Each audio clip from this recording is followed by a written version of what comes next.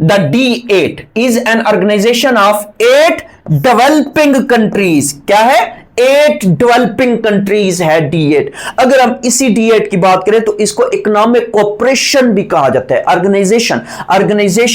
Organisation of economic cooperation, economic cooperation भी कहा जाता है। अब इसी जब D8 की बात करते हैं तो फिर क्वेश्चन क्या बनता है? क्वेश्चन ये बनता है अब इसके करंट मेंबर्स कितने हैं। अब पहले जब ये बनाई गई थी तो पहले तो 8 थे, अब कितने हैं? अब इसके 9 हैं। सबसे पहले 8 मेंबर्स की बात करते हैं कि इसके कौन कौन से मेंबर्स हैं। तो पहले नंबर पे आपने बांग्लादेश याद रखना है, बांग्लादेश, फिर मिस्र याद रखना है, फिर मिस्र के अलावा इंडोनेशिया याद कर लो, इंडोनेशिया, मलेशिया, ईरान, 5। छठे नंबर पे पाकिस्तान याद कर लो, पाकिस्तान। फिर इसी तरीके से 7वें नंबर पे आप क्या याद रखो?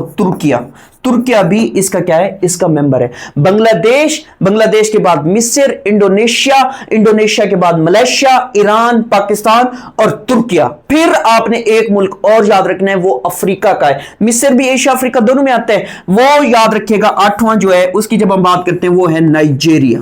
कौन सा है? नाइजीरिया है, नाइजीरिया। अब इसका जो 9th मेंबर है, 9th मेंबर मोस्ट इंपॉर्टेंट, इसके अब टोटल मेंबर्स कितने? इसके टोटल मेंबर्स 9 हैं। अब जो इसका 9th मेंबर है वो कौन सा है? वो है अजरबैजान।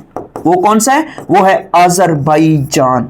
अब इस भाईजान की बात करें ना, अजरबैजान की, तो अजरबैजान 2024 में इसका मेंबर बनता है। इसका मेंबर ये कब बना? 2024 में इसका मेंबर बना। इससे पहले ये 8 मुल्क इसके क्या थे? इसके मेंबर्स थे। अब बात होती है कि इसका जो हेडक्वार्टर है वो कहां पे है? वो इस्तांबुल तुर्की में, इस्तांबुल तुर्किया में इसका हेडक्वार्टर है।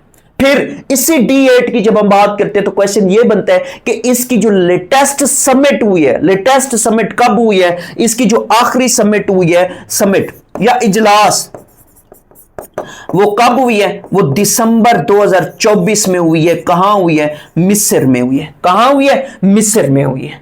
तो ये इस तरह के क्वेश्चंस को आपने लाजमी याद रखना है।